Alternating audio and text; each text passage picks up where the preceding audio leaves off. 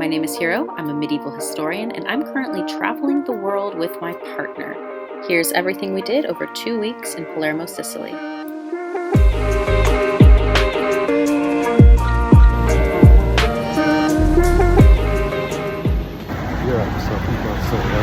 time is it? It's 1 a.m. and we're walking to our accommodation in Palermo. It's better than I thought it was going to be like 5 a.m. We thought we were going to be at the train station for 4 hours. But we made it. We got a train. Last train of the night. I feel like it's always a little nerve-wracking to land in a new city at nighttime. Yeah. Sicily wasn't really on my list of places I have to see before I die, but it was on Casey's, and having read his thesis, I was interested in some of these 12th century places myself. The keys right here, I guess. Here we are. Here we are. It was really cool. It's really cool. It's super cute. Got a little kitchenette. Yeah, and the staircase up here. Staircase was pretty crazy. After a few hours of sleep, we wasted no time hitting some neat locations, like a bakery located inside of an active convent with the literal best cannoli in the world. I did not know cannoli could taste like this. Oh my god, it was like soft, creamy clouds with flaky crispiness. Why did I drag Hiro to Sicily? I did my master's thesis about silk and cultural interaction in 12th century Sicily. Palermo, specifically, is home to some of the oldest sites with Greek, Norman, and Arabic heritage.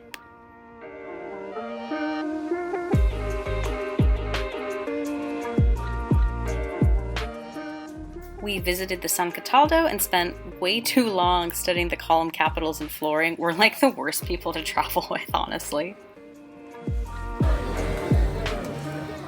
After we went to a street food market that Casey found where we got caponata, boiled octopus, and mussels. Everything tasted really fresh and light and delicious, and I've never really liked seafood as much as I did here. We headed to the Free Anti-Mafia Museum after that, which has documented the history of organized crime and its effects on the city and people of Palermo. For dinner, we had a rare L. We're normally really good at avoiding tourist traps or bad quality restaurants, but this place must have bought its reviews online because it was really bad and really overpriced. The pizza was fine because it's pizza, but my pasta alla norma was very mid, and Casey's pasta con la sarde actually made me gag. Can't win them all. The next day was the Capella Palentina, the royal chapel housed in Roger II's palace. In 1130, Roger de Jovi II was crowned king of the Kingdom of Sicily. He started building projects all over Palermo and the rest of Sicily.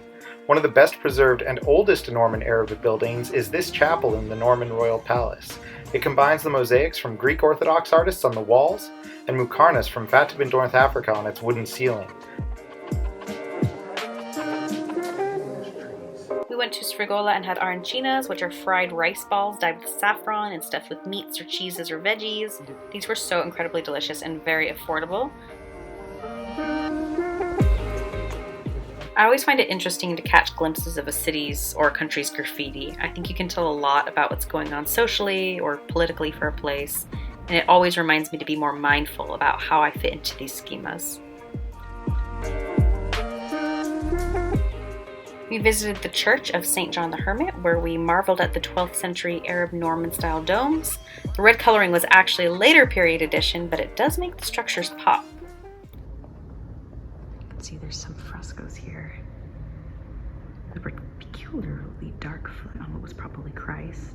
And interestingly, you can see some flecks of what were probably quite extensive frescoes on the walls. Most of it's been lost.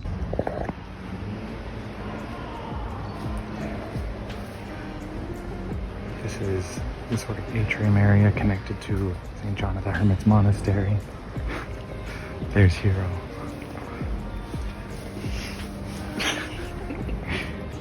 Here's an adoration of Mary. It's really challenging to see, but we've got Mary with a crown and she's holding baby Jesus in the crown.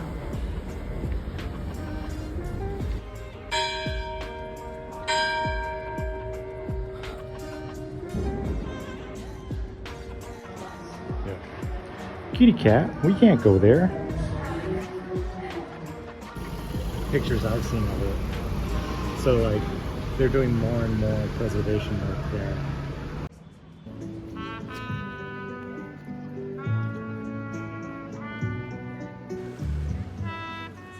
The first and best of many ice creams we had while here. Mine was a pistachio, and Casey got a lemon gelato.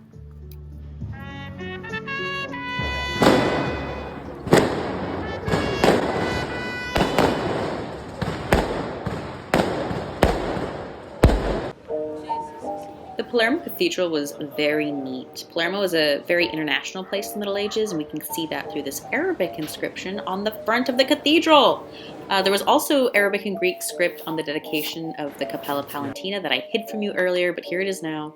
We bought passes for the whole place, and they even allowed us on the roof, which was a first for me, but definitely very cool.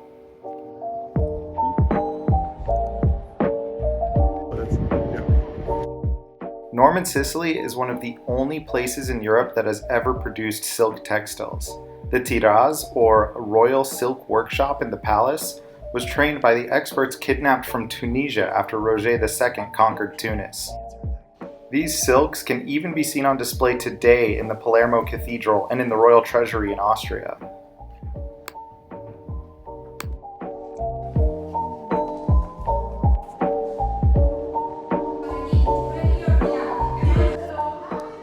We often get groceries while we travel because it saves on money, and I don't really want to be eating expensive meals out every day anyways, no matter how delicious they are.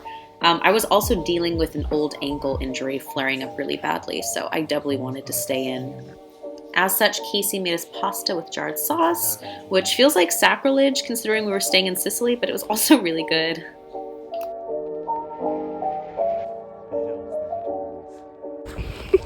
Path we're taking to get to our cooking class. Yeah, it's on the map, so. Yeah, Google Maps did not help us out with this one. Now it's at least like a paved walking path. Yeah, you see this? Did we go down? Yeah, we're definitely like in the middle of nowhere. It's neat though. Yeah. This was all for a cooking class in Bagharia, a suburb outside of Palermo. It was totally my bad. Our host Francesca told us not to use Apple Maps, so I was like, oh, okay, Google Maps is probably totally fine, and then all of that happened. The class was awesome though. Francesca was super nice and the food was amazing. And when we left, it was with 2 boxes of leftover pasta, and it was also 7 p.m. and very dark out. We got to the train station okay though. It's a wee bit shady. There's cars coming by. It's a wee bit shady. I'm just so full of pasta.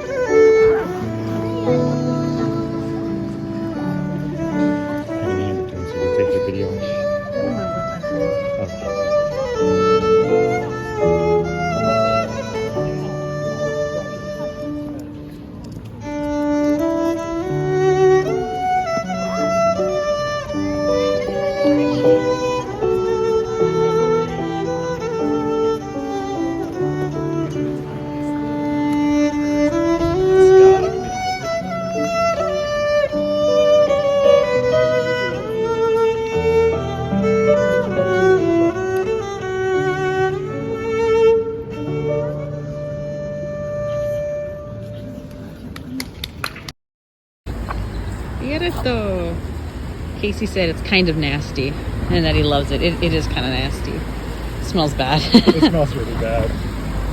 It's cool though that it's here. We're like in the middle of like no tourist sites. But there's the Ponte Dell'ammiraglio. Oh, I don't think the camera can see it yet. There's a better view of it. 12th century general's building project. So something that's really interesting is the bridge is facing this way. It's at a bit of an angle, but the river is like this. So it wandered from here to like this straight line behind us over there. And it's much bigger. It was this tiny little sliver that we took a video of. And it's like, the bridge is way bigger than the river we walked over.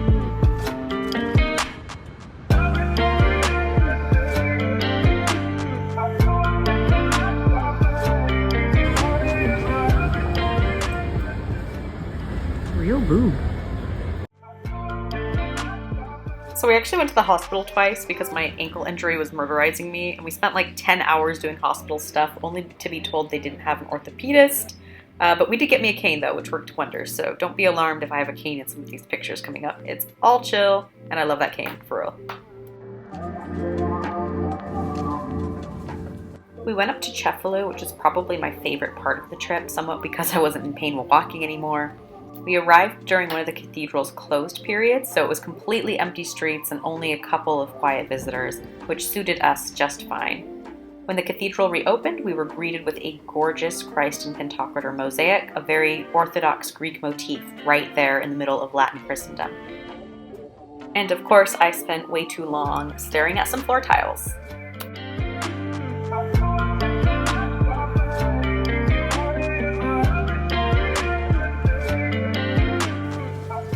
Mom, don't look, but we ended up getting McDonald's for dinner because we're dumb Americans, and we have a complex scoring system for McDonald's as we've had in other countries. Sicily netted a very respectable 3.8 out of 5. La Vucciria. Tasty basket. That does look tasty.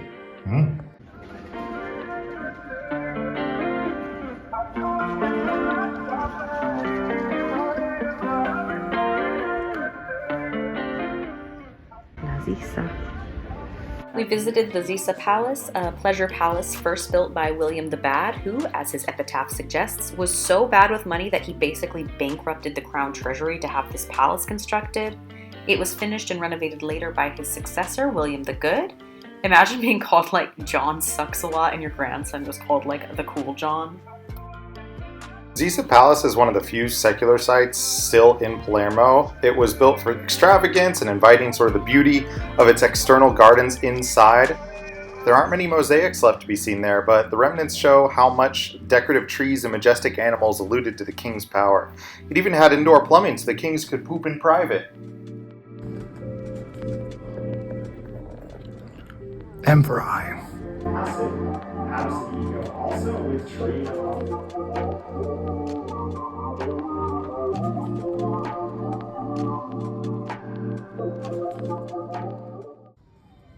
My favorite thing, we took a windy backstreet walk to the Capuchin catacombs, which were incredible. An array of nearly 1,200 mummies and around 8,000 remains are on display, with Rosalia Lombardo of Ask a Mortician fame among them. I was most transfixed with the brother monks that were first preserved there in the late 16th century, a post-mortem treatment that would have been very controversial in the Christian early modern period.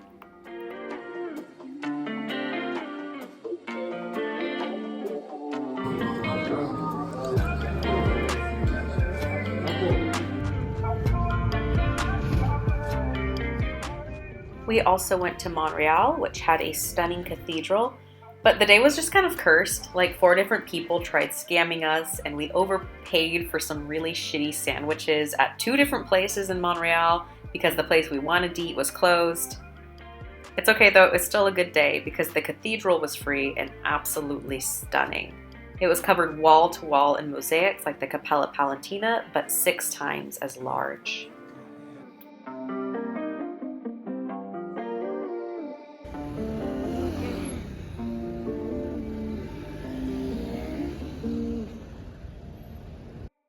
Sicily was beautiful, and you could really feel the age and the history of the city while you were walking through it. It was a medievalist's historical dream and a foodie's heaven.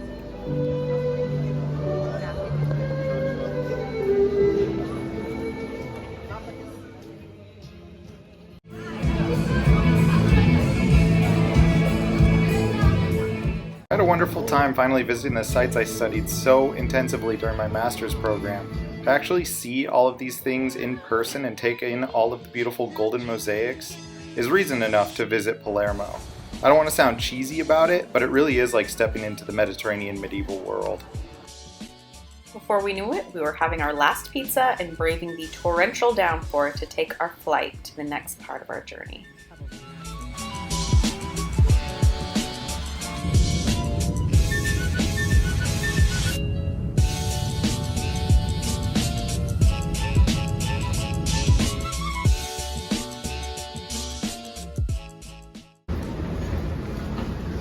Hey, where are we? We are in Set something, the airport that connects to Istanbul. Istanbul.